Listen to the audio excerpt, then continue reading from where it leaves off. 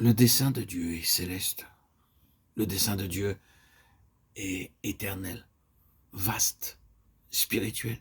Ni le tabernacle dans toute sa beauté intérieure et sa concrétisation symbolique des pensées divines, ni le temple de Salomon avec toute sa magnificence et sa gloire, ni Salomon lui-même avec sa sagesse étonnante et sa richesse surabondante, dit Étienne, ne peuvent se rapprocher vaguement de ce vers quoi Dieu se meut en relation avec son Fils.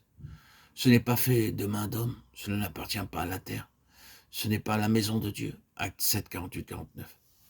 Le Saint-Esprit se meut, nous dit Étienne, étant toujours en mouvement vers ce qui est tellement plus grand à tout égard. Étienne, dans une seule heure glorieuse, a rencontré la force dévastatrice de la chose avec laquelle Paul fut toute sa vie aux prises, à savoir l'incorrigible disposition du peuple de Dieu à amener en bas sur terre ce qui est essentiellement céleste, et à l'y fixer, à cristalliser les choses spirituelles en des systèmes produits par l'homme, à saisir ce qui est de Dieu et en faire quelque chose de l'homme, quelque chose de légal qui exclut le reste, et sous le contrôle de l'homme. C'est pourquoi Étienne prit position, et ce à quoi il rendit témoignage, cette vision céleste. Cela devint d'ailleurs l'expression de Paul.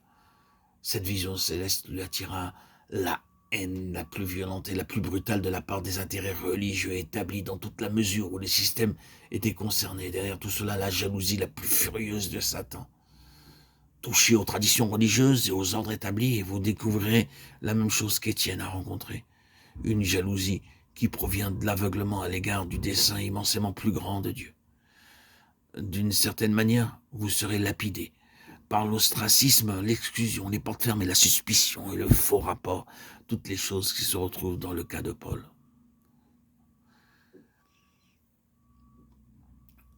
Une considération réfléchie du discours d'Étienne devant le Sanhédrin juif montrera qu'Étienne était comme une préface, une introduction au ministère de Paul.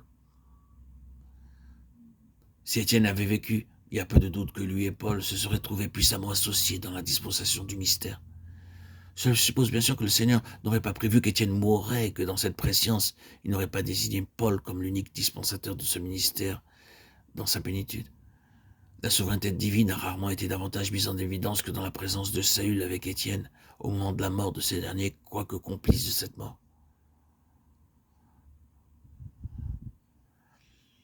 Il y a une seule chose qui se trouve d'un bout à l'autre dans la pensée d'Étienne, et cette chose unique est la clé de tout, et plus que toute autre chose, ce qui explique, définit et caractérise Paul et son ministère.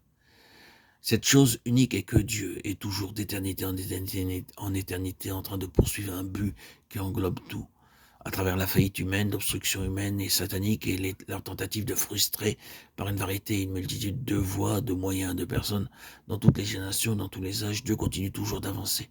Ces instruments désirés et choisis peuvent devenir une entrave plutôt qu'une aide. Des nations, des empires, des systèmes peuvent s'opposer et faire obstruction.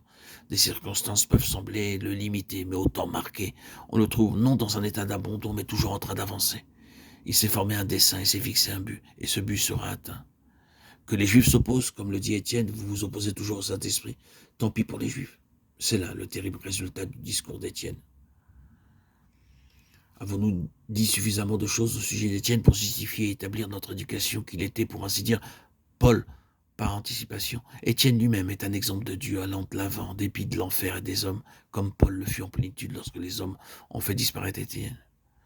Nous reconsidérons notre déclaration du début, à savoir que la véhémence de l'antagonisme satanique est une évidence majeure du ministère particulier par lequel Paul fut choisi. Tout ce que nous avons dit et beaucoup plus encore, bien sûr, sera mis en évidence dans notre examen du ministère de Paul lui-même, dans les prochains audios que je me propose de vous publier. Mais je suis sûr que nous avons commencé à voir quelque chose de sa signification. Encore, avant notre contemplation du ministère suprême et achevé de l'apôtre Paul, il y a plusieurs questions d'une valeur considérable qui ne peuvent pas être par elles-mêmes constituer un bref audio. Il nous faut donc en publier encore. C'est ce que je vais me proposer de faire.